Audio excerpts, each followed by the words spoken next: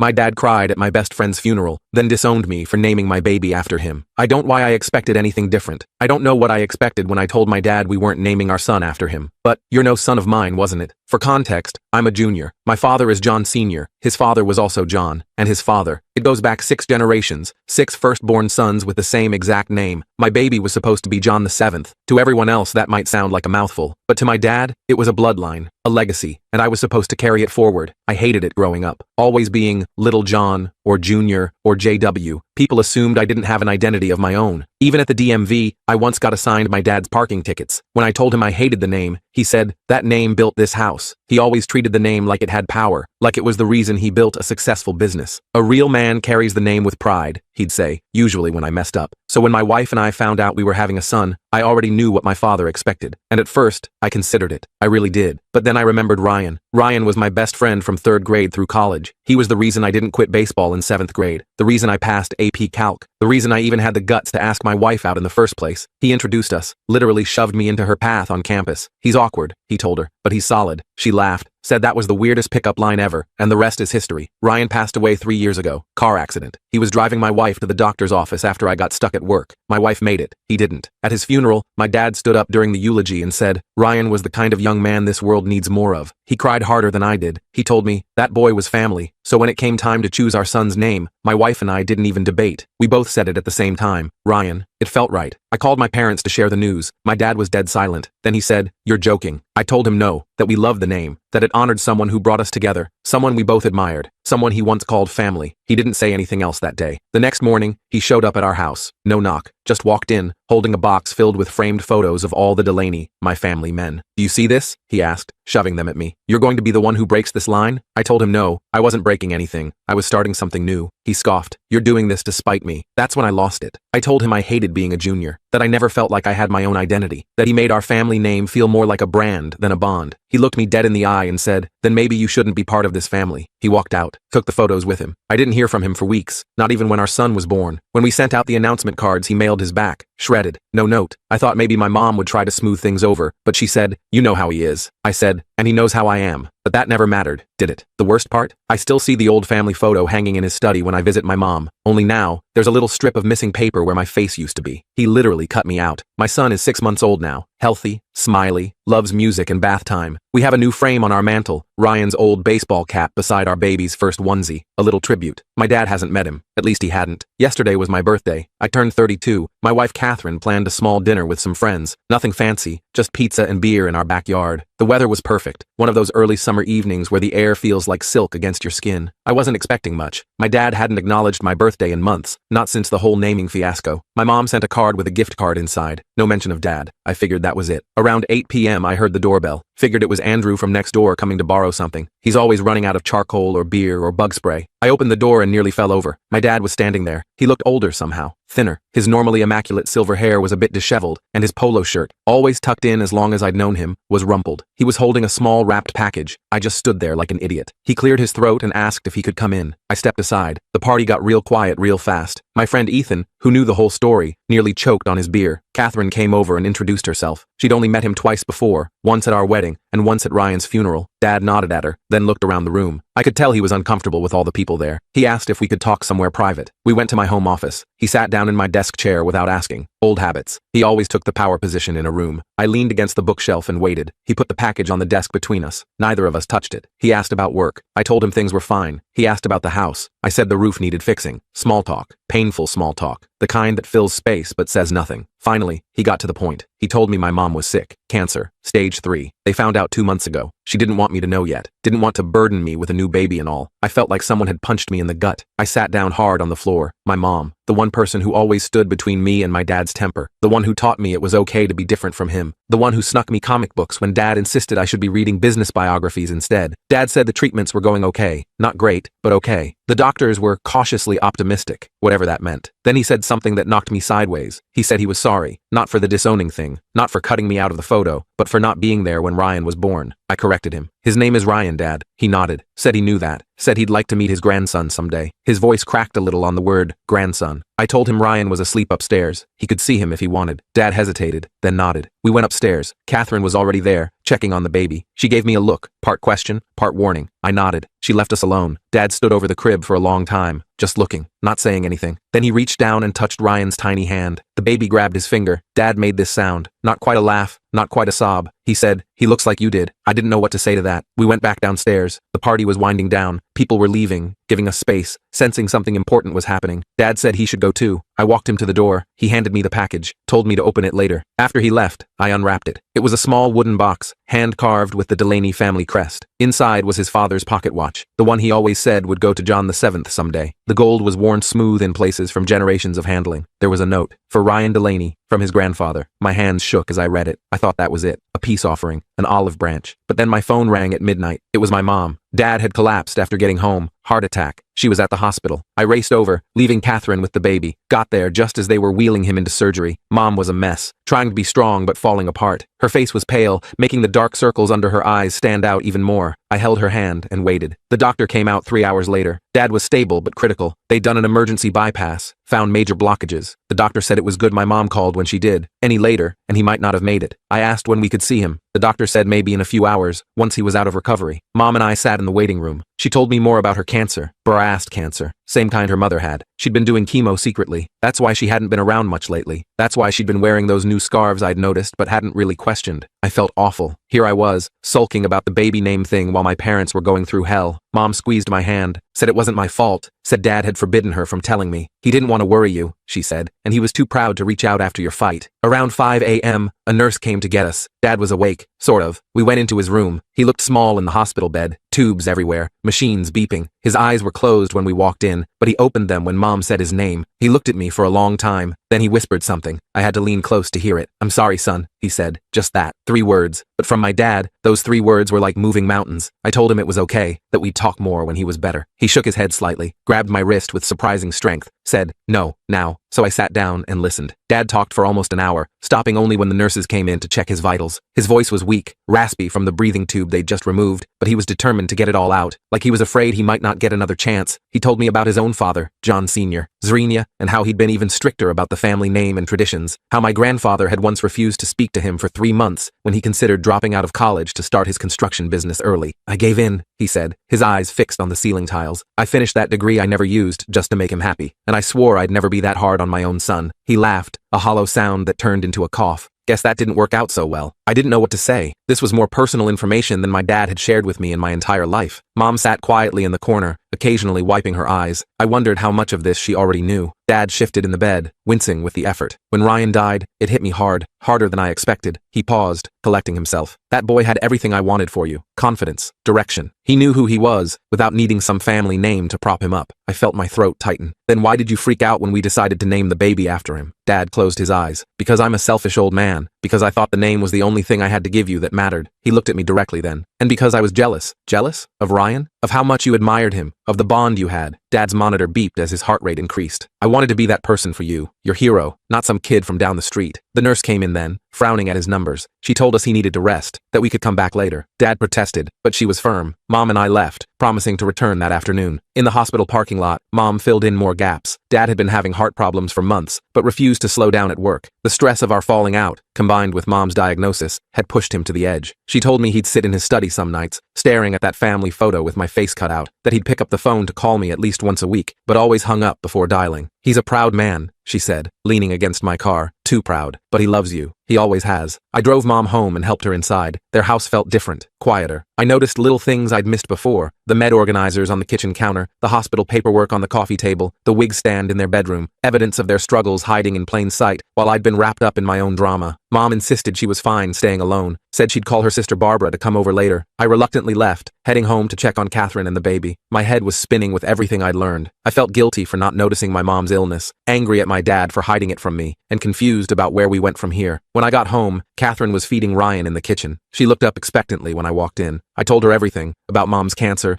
Dad's heart attack, the conversation in the hospital. She listened without interrupting, bouncing Ryan gently when he fussed. "So what happens now?" she asked when I finished. I shook my head. I don't know. I guess we try to put the pieces back together. The next few weeks were a blur of hospital visits, doctor appointments, and sleepless nights. Dad improved slowly, moving from the ICU to a regular room. Mom started a new round of chemo that made her even sicker than before. I took family leave from work to help shuttle them both to medical appointments. Catherine was amazing, juggling the baby and picking up my slack at home without complaint. One afternoon, about 2 weeks after Dad's heart attack, I brought Ryan to the hospital. Dad was sitting up in bed, looking more like himself. He'd gained back some color, and the nurses had helped him shave and comb his hair. When he saw us, his face lit up in a way I hadn't seen in years. "There he is," Dad said softly, as I approached with Ryan in my arms. "There's my grandson." I hesitated, then carefully placed Ryan in his arms. Dad looked terrified for a moment, like he might break this tiny human. Then Ryan grabbed his finger, just like that night at our house, and Dad relaxed. "Hello, Ryan," he said, his voice thick with emotion. "I'm your Grandpa John." It should have been a perfect moment, a new beginning, but as I watched them together, something nagged at me. Dad seemed sincere in his apology, in his acceptance of Ryan's name, but was it just because he was facing his own mortality? Would he have ever come around if he hadn't gotten sick? If Mom hadn't gotten sick? I pushed the thoughts aside. It didn't matter now. What mattered was moving forward, rebuilding our relationship, making sure Ryan knew his grandfather. Dad looked up at me, his eyes wet. "He's perfect," he said. "You did good, son." For the next month, things were better. Not perfect, but better. Dad came home from the hospital. Mom finished her round of chemo and got slightly better news at her follow-up scan. The tumors had shrunk a little, not as much as the doctors hoped, but it was something. Dad and I established a fragile truce. We talked about safe topics, sports, the weather, Ryan's latest milestones. We carefully avoided anything that might reopen old wounds. Then came the family reunion. It's an annual Delaney tradition, held at my Uncle Philip's lake house every July. All the extended family comes, cousins, second cousins, great aunts and uncles, people I see once a year and barely recognize. I almost skipped it this year, given everything that had happened, but Mom insisted we come, said it would be good for everyone to meet Ryan. Dad seemed nervous about it, but agreed it was important. The day started off okay. We arrived around noon. People cooed over Ryan, commented on how much he looked like me, asked about his name. I gave the simplified version, named after my best friend who passed away. Most people nodded and moved on. A few of the older relatives looked confused, but didn't press. Then my great-uncle Frank arrived. He's my grandfather's brother, in his late 80s, sharp as a tack and completely unfiltered. He made a beeline for us as soon as he spotted the baby. "So this is the new Delaney boy," he boomed, peering at Ryan in Catherine's arms. "John the 7th. Quite a legacy you've got there, young man." An awkward silence fell over our little group. Dad tensed beside me. I cleared my throat. "Actually, his name is Ryan. Ryan Thomas Delaney." Frank's bushy eyebrows shot up. "Ryan? Not John?" He looked at my father in confusion. "John, you broke the tradition?" Dad's face flushed red. I could see the muscle in his jaw working, the way it did when he was angry but trying to control it. "It was my son's decision," he said stiffly. Frank scoffed. "Your father would roll over in his grave. 6 generations down the drain." He shook his head in disgust. "What's next? Selling the family business to strangers?" I felt Catherine stiffen beside me. She handed Ryan to me and excused herself, probably to avoid saying something she'd regret. I bounced Ryan gently, trying to stay calm for his sake. "It's just a name, Uncle Frank," I said. "The family legacy is about more than that." Frank wasn't having it. "In my day, we respected our elders. We honored traditions." He turned to my father. "John, I'm surprised at you, letting the boy get away with this." That's when Dad surprised me. He stepped forward, placing himself between Frank and me. "That's enough, Uncle. My grandson's name is Ryan, and it's a fine name. We're proud of it." Frank huffed and walked away, muttering about kids these days and no respect.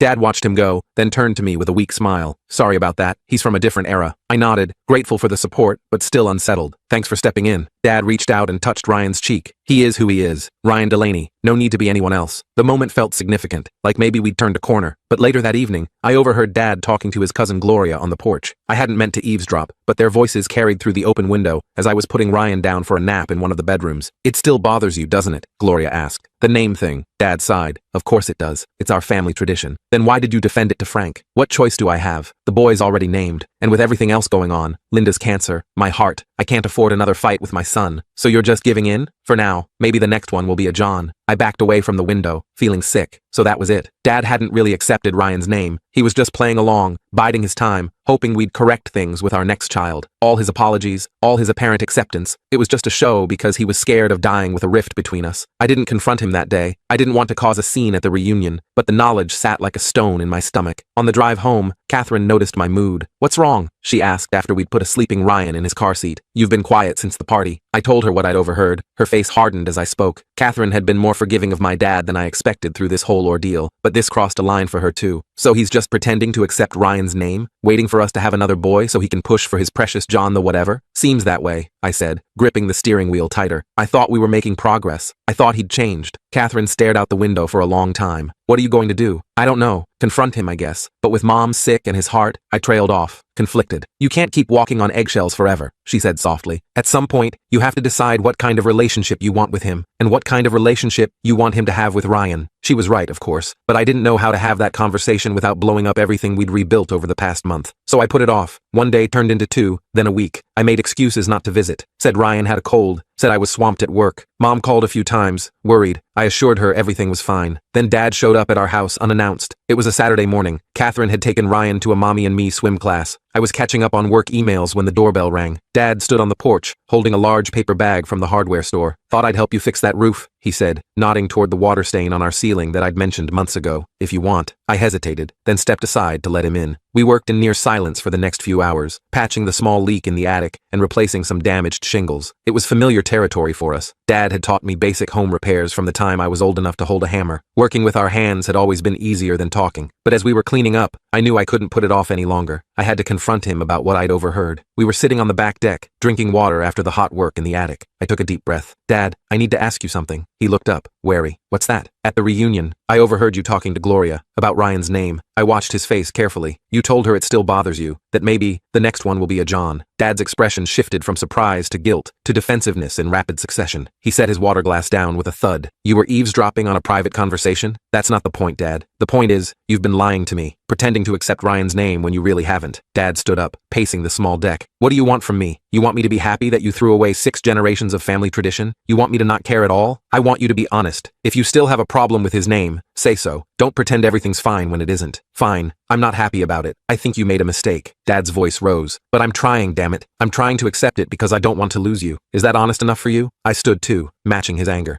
And what about that comment about the next one? Are you just waiting for us to have another boy so you can pressure us into naming him John? Dad's face flushed. It was just a comment. A hope, maybe. Well, get it out of your head. We're not naming any future children John either. That tradition ends with me. The words hung in the air between us. Dad looked like I'd slapped him. He grabbed his tools without another word and headed for the door. I followed him. So that's it? You're just going to walk out again? He stopped, hand on the doorknob. What do you want me to say? You've made your decision. You've made it very clear what you think of our family traditions, of everything I tried to give you. Give me? Dad, you forced that name on me. You never once asked if I wanted it. It was an honor, he shouted, turning to face me. An honor you rejected. It was a burden, a chain, something that never let me be my own person. We were both yelling now, years of resentment bubbling to the surface. Dad's face was red, and I worried briefly about his heart, but I couldn't stop. Not now. You know what? I'm glad Ryan has his own name. I'm glad he won't grow up feeling like he's just a copy of someone else, like his only value is in carrying on some outdated tradition. Dad went very still. When he spoke again, his voice was low and dangerous. You think that's all the name meant? Some outdated tradition? That name connected you to your ancestors, to men who built something from nothing, who survived wars and depressions and still managed to provide for their families. Men you should be proud to be associated with. I can be proud of them without sharing their name. I can honor the family without being John the 7th. Dad shook his head, a look of profound disappointment on his face. You just don't get it, and you never will. He opened the door. Tell Catherine and the baby goodbye for me. Dad, wait, but he was already gone, the door slamming behind him. I stood there, shaking with anger and frustration. This was exactly what I'd been trying to avoid. Another blow-up, another rift, and now what? Were we back to square one? Would he cut me out of his life again,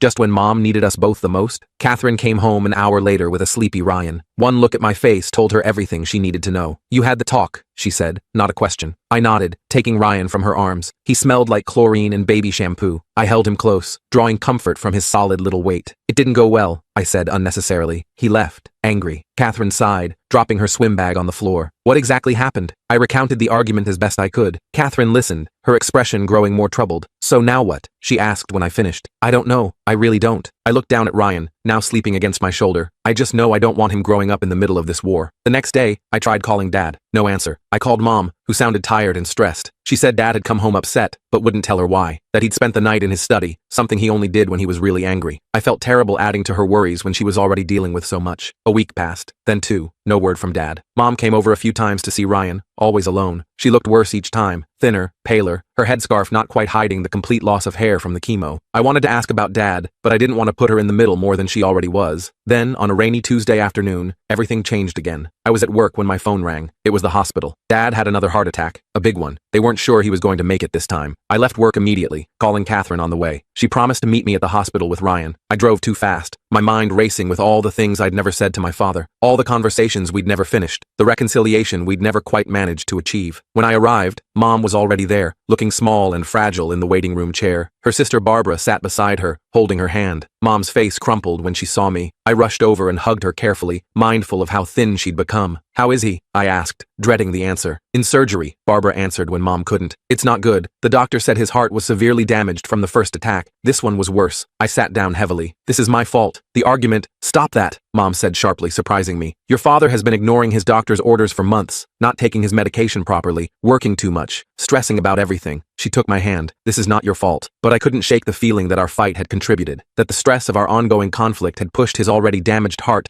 past its breaking point. We sat in silence, waiting for news. Catherine arrived with Ryan, who provided a brief distraction with his baby babble and curious eyes. But as the hours stretched on with no word, the tension in the room became unbearable. Finally, around 8 p.m., the surgeon appeared, still in his scrubs. His face told us everything before he even spoke. Dad had died on the operating table. They'd tried everything, but his heart was too damaged. He was gone. The next few days passed in a blur of funeral arrangements, phone calls to relatives, and moments of crushing grief that would hit me out of nowhere. I kept thinking about our last conversation, how we'd parted in anger, how I'd never get to make it right now, never get to find that middle ground we both could live with. The funeral was held at the same church where Ryan's had been 3 years earlier. The irony wasn't lost on me. The same pews, the same hymns, many of the same people. Only this time, it was my father in the casket. And this time, I was the one giving the eulogy. I stood at the podium, looking out at the sea of faces, family, friends, employees from Dad's construction company. I had prepared remarks, carefully written and edited, but as I started to speak, I found myself setting the paper aside. "My father was John Delaney VI,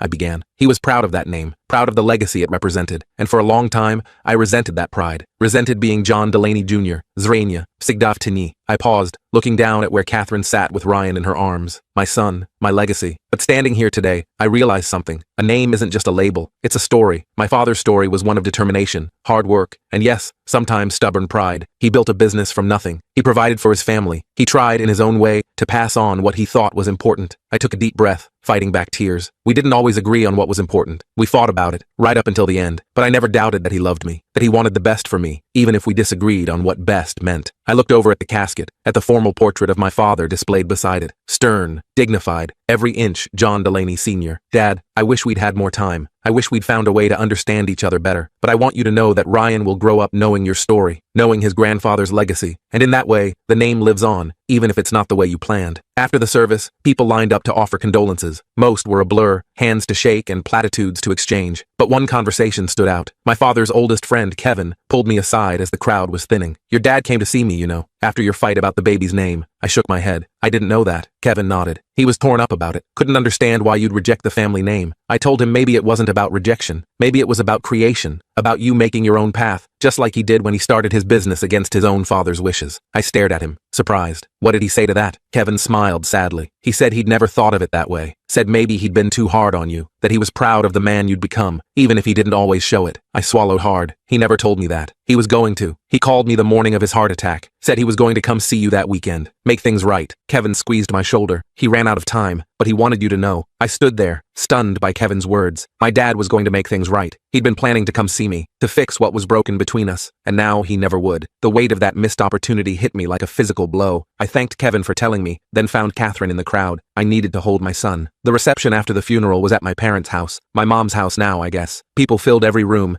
eating casseroles and telling stories about my dad. I moved through the crowd in a daze, accepting condolences and nodding at memories I half remembered. Ryan got fussy around all the people, so Catherine took him upstairs for a nap in my old bedroom. I found myself drifting toward Dad's study. The door was closed, as it always had been when I was growing up. A clear boundary. Do not enter without permission. I hesitated, then turned the knob. The room smelled like him, leather and that Old Spice aftershave he'd used since forever. His desk was neat as always, papers stacked in precise piles. The family photo still hung on the wall, my face still cut out. I walked over and took it down, running my finger along the jagged edge where I used to be. That's when I noticed the drawer of his desk was slightly open. I pulled it open further and froze. Inside was a new family photo. Me, Catherine, and Ryan at the hospital the day he was born. It was framed and ready to hang. Next to it was a small card in Dad's handwriting. From my office, my complete family. My legs gave out and I sank into his chair. He'd bought a new photo. He was going to put it up, replace the one he'd damaged in anger. Another sign he'd been ready to make amends. Mom found me there 20 minutes later, still sitting in Dad's chair, holding the photo. She didn't seem surprised to see me there, or to see what I'd found. He ordered that the day after he met Ryan at the hospital, she said, leaning against the doorframe. Said he was going to put it up as soon as he figured out how to apologize properly. Why didn't he just tell me? I asked, my voice cracking. Why did we have to fight about it again? Mom sighed and came into the room, perching on the edge of the desk. Your father wasn't good with words, especially when it came to admitting he was wrong. She picked up a paperweight from his desk, turning it over in her hands. He was working up to it, in his own way, at his own pace. But we ran out of time, I said. Yes, she said simply. We did. After the reception, when everyone had finally gone home, I helped Mom clean up. She insisted on sending leftovers with us, packing enough food to last a week. As we were leaving, she handed me a sealed envelope. Your father left this in the safe, she said. It has your name on it. I took it, feeling the weight of the thick paper. What is it? I don't know. I didn't open it. She touched my arm. Read it when you're ready. I nodded and put it in my pocket. I wasn't ready yet. Not with the funeral so fresh, the grief still so raw. I took my family home, put my sleeping son in his crib, and collapsed into bed beside Catherine without even changing out of my suit. The next morning, I called in to work and told them I needed another week. My boss was understanding. I'd barely taken any time off when Ryan was born, and now with Dad's death, he told me to take all the time I needed. I spent the day in a fog, going through motions, changing diapers, heating bottles, staring at walls. The envelope from Dad sat on my nightstand, unopened. That night, after Catherine and Ryan were asleep, I finally picked it up. I took it downstairs to the kitchen table, poured myself a whiskey, Dad's favorite, the irony not lost on me, and broke the seal. Inside was a letter and some legal documents. I unfolded the letter first. Son, it began in Dad's precise handwriting. If you're reading this, I'm gone. I've updated this letter every year since you were born, but this version is new. I wrote it the day after I met Ryan. I took a deep breath and kept reading. I owe you an apology. Several, actually. I've been stubborn about the name. Unreasonable. Your grandfather was the same way with me, and I swore I'd never put that pressure on my own son. Yet here we are. I had to stop reading for a minute. Dad admitting he was wrong, in writing, this was unprecedented. The truth is, I was hurt, not just because you broke tradition, but because you chose to honor Ryan instead of me. I was jealous of a dead man. How pathetic is that? But seeing you with your son, seeing how you look at him, I remember looking at you that same way, with that same pride, and I realized something. The name doesn't matter. What matters is the love, the connection. I lost sight of that. I wiped my eyes and turned the page. The enclosed documents transfer ownership of Delaney Construction to you. It's always been yours, but now it's official. Do with it what you will. Change the name if you want. Sell it. Keep it. It's your choice, your future. I trust you to make the right decisions, whatever they may be. The last paragraph hit me hardest. I'm proud of you, son. Not because you're John Delaney Jr.,